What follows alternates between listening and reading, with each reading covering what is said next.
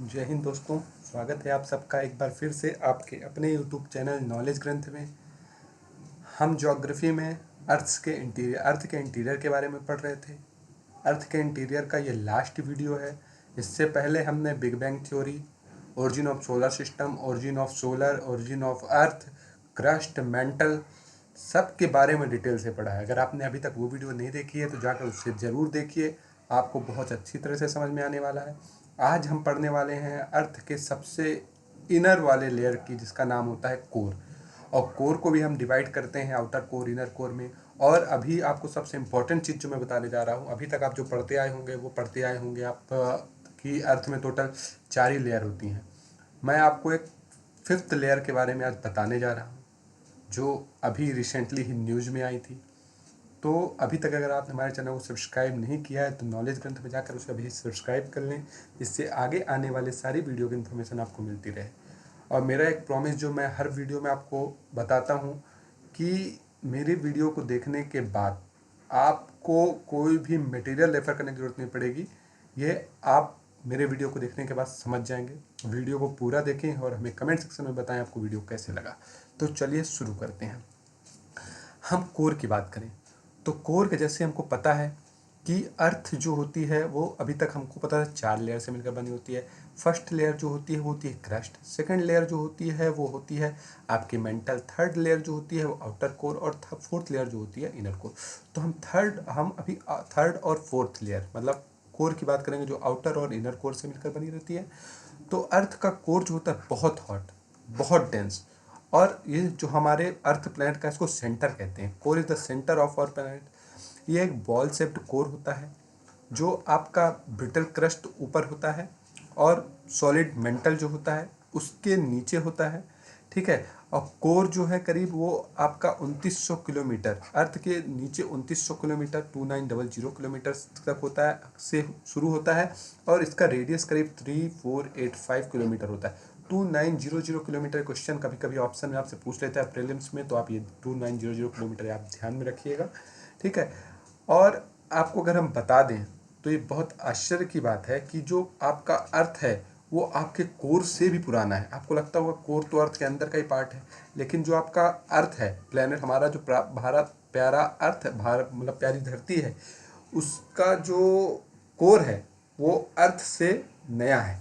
मतलब अर्थ जब फॉर्म हो रही थी अब करीब 4.5 बिलियन ईयर को, इसके बारे में हमने आपका बिग बैंग थ्योरी में बात की। अगर आपने नहीं देखा तो जाके पढ़िए, जाके देखिए। तो ये एक uniform wall of hot rocks थी, मतलब रॉक्स से बनी हुई एक यूनिफॉर्म वॉल थी, मतलब उसमें इतनी लेयर्स नहीं थी। लेकिन रेडियो एक्टिव डिके, जिसके अंदर रेडियो एक्टिव मटेरियल पाए जाते हैं, जिसकी वजह से हर अर्थ का टेम्परेचर है, और जो लेफ्ट ओवर हीट बची है, क्योंकि ये नेबुला से बनी हुई थी, एक क्लाउड से, डस्ट के क्लाउड से बनी हुई है अर्थ हमारी। तो जो लेफ्ट आउट हीट बची थी उससे हमारे अर्थ का फॉर्मेशन हुआ। ठीक है। तो उसमें आपका उस टाइम पे जब हो रहा था उसमें कोलिजन भी हुआ। एक्सरेशन, इस थ्योरी की हमने बात की है, आप कोर एक्सरेशन थ्योरी को जाके जरूर पढ़िएगा। कंप्रेशन की बात की है, जो स्पेस में रॉक्स थे वो कैसे आपस में पास आए ग्रेविटी से, और कैसे सोलर के पास वाले जो 4 प्लेनेट है उसको टेरेस्ट्रियल प्लेनेट, और लास्ट वाले प्लेनेट को हम गैसियस प्लेनेट कहते हैं। क्यों कहते हैं, क्यों अर्थ हमारा गैसियस प्लेनेट नहीं, सब के बारे में हमने डिटेल में बात की हुई है। तो बॉल जो थी वो काफ़ी गर्म थी, और करीब 500 बिलियन साल पहले मतलब वो धीरे धीरे आपकी ठंडी होनी स्टार्ट हुई। तो जो जो टेम्परेचर था करीब 1538 डिग्री सेल्सियस टेम्परेचर तक पहुंच गया, जो आयरन का मेल्टिंग पॉइंट है करीब 1538 सेल्सियस तक। तो वो पिवोटल मूवमेंट जो है अर्थ की हिस्ट्री में, उसे ही आयरन कैटास्ट्रोफ कहते हैं। बिकॉज आयरन का हमारे अर्थ की जो बनी है उसमें बहुत इंपॉर्टेंट पार्ट है। आपका जो कोर होता है वो आपने अगर पढ़ा हो NiFe, तो निकिल और फेरस से ही बना हुआ है। तो अर्थ का जो मेल्टिंग पॉइंट तक ये पहुंच गया था जब अर्थ बन रही थी, तो उस पॉइंट को हम आयरन कैटास्ट्रोफ कहते हैं। ये आपसे क्वेश्चन पूछा जाता है कि iron catastrophe term is related with formation of solar system, formation of earth, origin of earth, या कंस्ट्रक्शन ऑफ अर्थ। जो भी क्वेश्चन आपसे पूछा जा सकता है कमेंट सेक्शन में, तो आप हमें ज़रूर बताइएगा। कि एक क्वेश्चन आपके लिए है कि अर्थ के कॉन्स्टिट्यूट, अर्थ की जितनी भी लेयर्स हैं उसमें कौन सी लेयर सबसे ज़्यादा कॉन्स्टिट्यूट करती है अर्थ की, मतलब कंस्ट्रक्शन में जो अर्थ बना हुआ है, कितने %? जो मेंटल ज़्यादा सबसे ज़्यादा होता है, कोर सबसे ज़्यादा होता है, या आपका क्रस्ट सबसे ज़्यादा होता है। ठीक है, तो चलिए आगे समझते हैं। अर्थ का कोर जो है वो आपकी फर्नेस, एक जो भट्टी होती है आप गर्म, उसका काम करती है। हमने आपको जियोथर्मल ग्रेडियंट्स के बारे में पहले बात किया था, जिससे हमें इसके टेम्परेचर के बारे में पता चलता है। तो जियोथर्मल ग्रेडियंट्स जो है, जो आपका हीट नीचे जाने पर, प्रेशर नीचे जाने पे आपका इंक्रीज होता जाता है, उसके बारे में कैलकुलेशन है। इसके हिसाब से आपका 25 डिग्री सेल्सियस पर किलोमीटर टेम्परेचर डेप्थ में जाने पे इंक्रीज होता है। और प्राइमरी कंट्रीब्यूशन जो हीट का है आपके कोर पे, वो आपका DK of radioactive elements है, अंदर यूरेनियम थोरियम पाया जाता है, उनकी जो एनर्जी है उसकी वजह से, और जो आपका नेबुला से बचा हुआ एनर्जी था उसकी वजह से आपका पाया जाता है।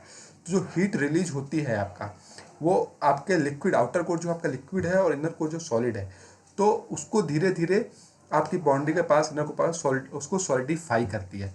तो आपसे ये क्वेश्चन पूछा जा सकता है कि हीट जो प्रोड्यूस होती है, ऑल ऑफ द, ये आता है कई बार कि decay of radioactive elements या left over heat from the nebula. तो ये क्वेश्चन आपसे आता है, तो ये जो ध्यान में रखिएगा। जैसा कि आपका क्रस्ट होता है और मेंटल होता है, वहाँ पे बहुत ज़्यादा आपको मिनरल्स पाए जाते हैं। ठीक है, सारे मिनरल्स मोस्टली वहीं पाए जाते हैं। तो जो कोर है वो आपका टोटली मेटल से बना हुआ है। यहाँ पे मिनरल्स कम है, मेटल ज़्यादा है, और स्पेसिफिक आयरन और निकल। अगर इन शॉर्ट इसको हम बात करें तो इसको नाइफ कहते हैं। निकिल और फेरस से बना हुआ है आपका कोर। यहाँ पे मिनरल्स बहुत कम होते हैं, क्योंकि इतना टेम्परेचर होता है, मिनरल सर्वाइव नहीं कर पाते हैं, वो उसी में मिक्स हो जाते हैं। तो इसका जो मेन एलिमेंट है वो है आपका नाइफ। ये क्वेश्चन पूछा जाता है, कई बार पूछा जाता है स्टेट पीसीएस का, तो ये फेवरेट क्वेश्चन है। ठीक है, चलिए आगे समझते हैं। अब हम आते हैं आउटर कोर। जैसे कि मैंने बताया कोर को डिवाइड किया गया आउटर कोर, इनर कोर में। तो हम बात कर रहे हैं अब आउटर कोर की। आउटर कोर जो होता है वो इनर कोर को सराउंड करके रखता है, और करीब 2900 किलोमीटर से 5100 किलोमीटर अर्थ के बिलो तक। ठीक है, मतलब जैसे आपको बताया 2900 किलोमीटर से स्टार्ट हो जाता है आपका कोर, तो आउटर कोर 2900 से 5100 तक आपका आउटर कोर होता है। फिर 5100 किलोमीटर से आपका स्टार्ट हो जाता है इनर कोर, स्टार्ट हो जाता है। इसके ऊपर आपने अगर इसके पहले वाला वीडियो देखा तो गुटेनबर्ग डिस्कंटिन्यूटी यहाँ पे आती है। इसके ऊपर आप मेंटल आता है, लोअर मेंटल, फिर उसके ऊपर अपर मेंटल आता है, फिर उसके ऊपर आपका क्रस्ट आता है। ठीक है, तो आउटर कोर है वो मोस्टली आयरन और निकल से बना हुआ है। ठीक है, आउटर कोर जो है वहाँ पे बहुत ज़्यादा प्रेशर है सॉलिड होने के लिए। इतना प्रेशर, मतलब इतना प्रेशर सॉलिड होने के लिए नहीं है जितना प्रेशर आपका इनर कोर में है, तो इसलिए थोड़ा सा सेमी लिक्विड टाइप मटेरियल है। लेकिन आपका जो इनर कोर है टोटल प्योरली सॉलिड है। डेंसिटी ऑफ आउटर कोर करीब 9.9 ग्राम पर सेंटीमीटर क्यूब से 12.12 ग्राम पर सेंटीमीटर क्यूब। ये तो नहीं पूछता क्वेश्चन, लेकिन आपसे पूछ लेता है अर्थ की ओवरऑल डेंसिटी क्या है। ठीक है, ये क्वेश्चन आप ध्यान में रखिएगा, ये बहुत बार पूछ लेता है कि अर्थ की ओवरऑल डेंसिटी क्या है। करीब 5.3 ग्राम पर सेंटीमीटर क्यूब है। ठीक है, और टेम्परेचर की हम आउटर कोर की बात करें तो करीब 4400 डिग्री सेल्सियस है, और इनर की बात करें तो करीब 6000 डिग्री सेल्सियस है। मतलब नीचे जाने पर टेम्परेचर हमारा जो तो बढ़ता जाता है। ठीक है, और डायनमो थ्योरी हमें सजेस्ट करती है अर्थ के मैग्नेटिक फील्ड का, और इसके बारे में हमने बात की। अगर आपने नहीं देखा है तो जाकर पुराने वीडियो देखिए, आपको समझ में आएगा। अगर हम इस वीडियो में इसको कवर करने लगे तो वीडियो बहुत लेंदी होने वाला है। ठीक है, तो जो आपका कोरियोलिस फोर्स है उसके बारे में हम आगे बात करेंगे। ठीक है, और जो हमने डायनमो थ्योरी है वो हमने बात कर ली है कि कैसे कन्वेक्शन ऑफ जो आपका अर्थ मैग्नेटिक फील्ड है उसकी वजह से डायनेमिक मैग्नेट जनरेट होता है। ठीक है, चलिए आगे समझते हैं। अब हम बात कर रहे हैं इनर कोर की। इनर कोर जो होता है करीब आपका 5100 किलोमीटर से नीचे स्टार्ट तक होता है। जैसे 2900 से 51 तक, जैसे मैंने आपको बताया कि आउटर कोर, उसके बाद 5100 किलोमीटर से नीचे आपका इनर कोर होता है। इनर कोर जो है वह 80% आपका आयरन से, और जो 20% लेफ्ट है वो इससे बना हुआ, निकल से बना हुआ है। ठीक है, अर्ली जो इनर कोर है वो आपका अर्थ के रोटेशन से ज़्यादा तेज रोटेट करता है। ये ध्यान रखिएगा कि अर्थ का जो क्रस्ट है वो थोड़ा, उसकी स्पीड थोड़ा कम होती है, और आप हमें बताएंगे कि अर्थ का रोटेशन कितना है। ठीक है, बहुत इंपॉर्टेंट क्वेश्चन है, कई बार पूछा जाता है। ठीक है, तो आपको अर्थ को रोटेशन के बारे में बताएंगे। तो आपको इतना याद रखना है कि इनर कोर इज रोटेट मोर या फास्टर या slightly faster than the crust. ठीक है, और सॉलिड इनर कोर जो होता है बहुत ज़्यादा हॉट, सबसे हाईएस्ट टेम्परेचर आपका इनर कोर पे होता है। ऊपर से नीचे टेम्परेचर बढ़ता जाता है, आपको पता होगा। ऊपर जीते प्रेशर बढ़ता जाता है, ऊपर से नीचे डेंसिटी बढ़ती जाती है। ये क्वेश्चन पर कई बार पूछ लेता है कि अरेंज करने के लिए आपका ऊपर से कि लेयर्स को अरेंज कीजिए according to density, according to temperature. तो बहुत ज़्यादा इंपॉर्टेंट है, इसके बारे में कई बार हमने बात की है। अभी भी हम आपको बता रहे हैं टेम्परेचर ऊपर से नीचे बढ़ता जाता है और डेंसिटी ऊपर नीचे बढ़ती जाती है। हाईएस्ट डेंसिटी जो होती है इनर कोर की होती है वो 12.6 ग्राम से 13 ग्राम पर सेंटीमीटर सेंटीमीटर क्यूब होती है। और कोर का अमाउंट जो है अपना 16% है। इसके बारे में आपसे क्वेश्चन पूछा था कि हाइजेस्ट कॉन्स्टिट्यूएंट्स तो मैं आपको बता ही देता हूँ। करीब 84% जो है वो पार्ट होता है वो मेंटल का होता है, मैक्सिमम मेंटल। और लोवेस्ट जो पार्ट होता है करीब 1% जो पार्ट होता है वो क्रस्ट का होता है। ठीक है, समझ में आ गया होगा आपको। और 33% अर्थ के मास के में कंट्रीब्यूट करता है और वॉल्यूम में 60%। 6000 डिग्री टेम्परेचर यहाँ पे होता है। ठीक है, करीब सन के आयरन कोर का टेम्परेचर जो होता है वो अर्थ के सन के सरफेस के लगभग बराबर। कोरोना का जो सरफेस होता है अर्थ के अंदर की बात नहीं कर रहे हैं, सन का या जो कोरोना होता है सबसे बाहर वाला वहाँ का टेम्परेचर करीब 6000 डिग्री सेल्सियस होता है। ठीक है, बट आपका क्रशिंग प्रेशर अर्थ के अंदर प्रेशर इतना ज़्यादा होता है कि ग्रेविटी को प्रिवेंट करता है लिक्विड बनने से। क्योंकि आप कह रहे हैं कि टेम्परेचर इतना ज़्यादा होता है तो उसको लिक्विड बन जाना चाहिए, बट इसके अंदर ग्रेविटी भी तो है, ग्रेविटी और प्रेशर भी तो है जो इसको सॉलिड बना के रखने में कामयाब होता है। ठीक है, तो क्वेश्चन आपसे पूछ सकता है कि व्हाट इज़ द रीज़न कि आपका इनर कोर जो है वो हमेशा सॉलिड होता है जबकि आपका टेम्परेचर वहाँ पर करीब 6000 डिग्री सेल्सियस तक होता है। तो आपको ये बता देना है कि ड्यू टू द ग्रेविटी और ड्यू टू द प्रेशर दोनों। ठीक है, चलिए आगे समझते हैं। जो आपका लिक्विड आउटर कोर है वो इनर कोर को अर्थ से सेपरेट करता है।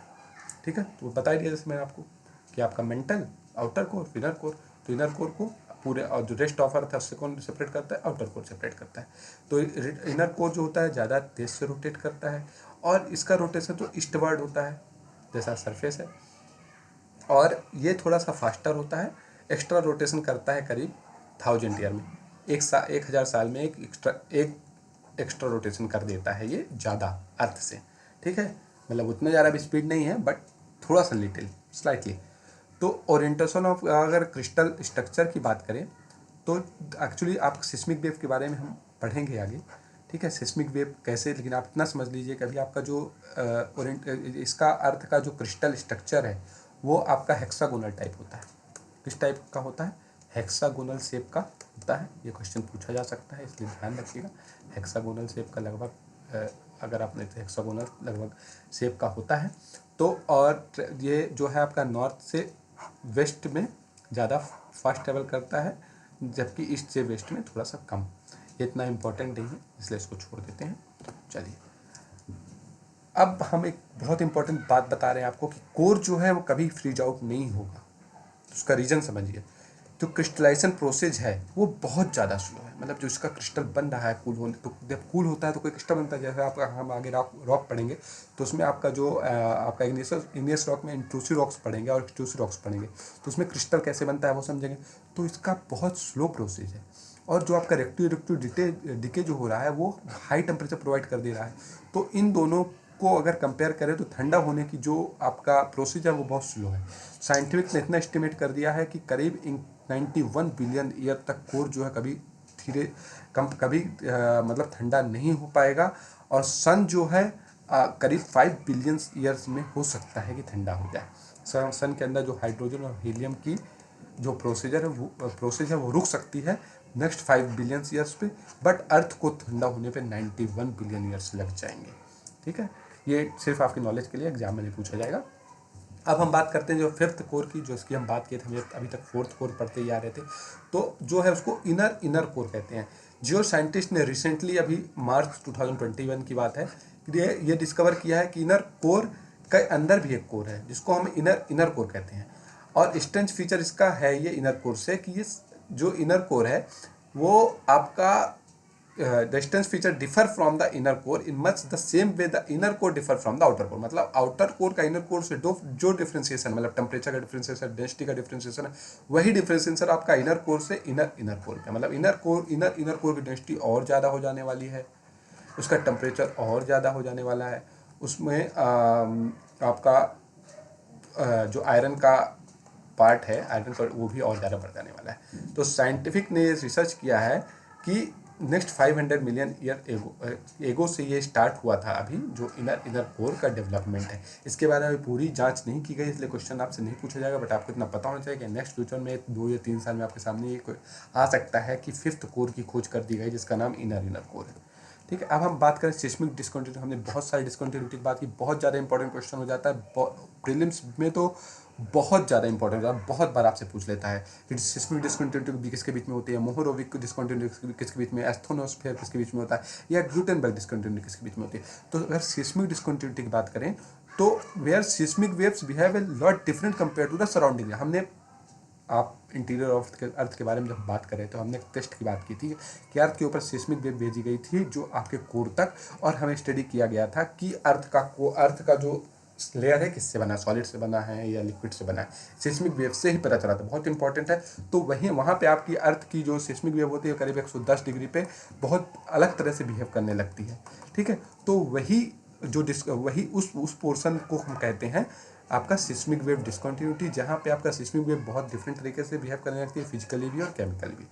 ठीक है, अब हम मोहोरोविक डिस्कंटिन्यूटी को कहते हैं, इसके बारे में हमने बात की थी। ये आपका क्रस्ट को मेंटल से अलग करता है, बहुत ज़्यादा इंपॉर्टेंट, इसको वेरी मोस्ट इंपॉर्टेंट आप लिख लीजिए और पढ़ लीजिए।